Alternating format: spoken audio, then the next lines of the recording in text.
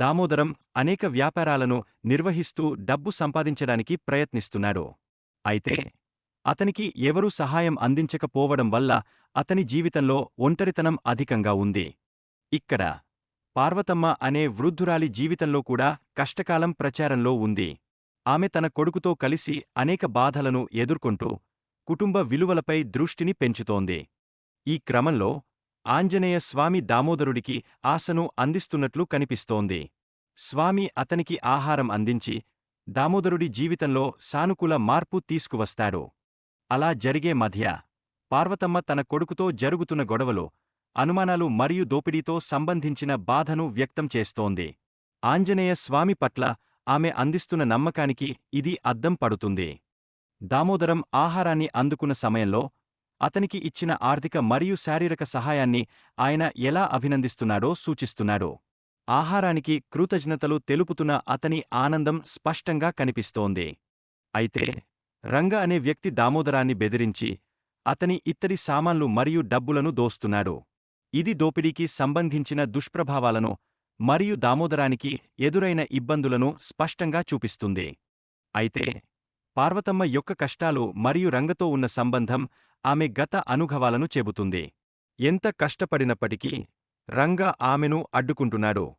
దామోదరం తన కష్టాల నుండి బయటపడడం ప్రారంభించి పార్వతమ్మ అందించిన ఆహారంతో ఉన్నత స్థాయికి చేరుకున్నాడు. ఇది మానవత్వానికి స్ఫూర్తి కలిగించే ఉదాహరణ. దామోదరం పేదలకు అన్నదానం చేయడం ద్వారా తన సంపదను పంచుకుంటున్నాడు. ఇది సామాజిక బాధ్యతను గుర్తించడాన్ని సూచిస్తుంది. ఆయన స్వామి ఆంజనేయను సేవించేందుకు కృషి చేస్తున్నాడు. ఇదిలా ఉన్నప్పుడు లింగయ్య మరియు మంగమ్మ వ్యవహారం ప్రారంభమవుతుంది. మంగమ్మ తన భర్తకు వ్యాపారం చేయాలని ఒత్తిస్తుంది. వారి సంపాదనను పెంచుకోవడానికి ఆమెకు సరైన ఆలోచనలు కావాల్సి ఉంది. మంగమ్మ కష్టపడుతూనితే ఆమె పెరిగిన ఖర్చులను తీర్చాలని సంకల్పించింది. ఆమె చుట్టూ ఉన్నవాళ్లతో పోలిస్తే తాను తక్కువగా సంపాదిస్తున్నట్లు భావిస్తోంది. అంతేకాక మంగమ్మ పశువుల వ్యాపారం ప్రారంభించాలని సంకల్పిస్తోంది. కాని ఆర్థిక సహాయం అవసరమైంది.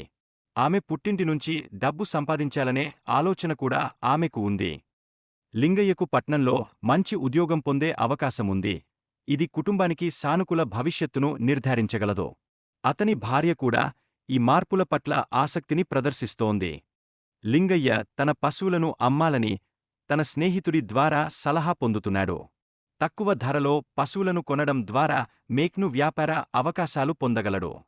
లింగయ్య తన కుటుంబానికి ఆర్థిక సహాయాన్ని అందించడానికి పూచికల్ని వినియోగించాలని అనుకుంటున్నాడు.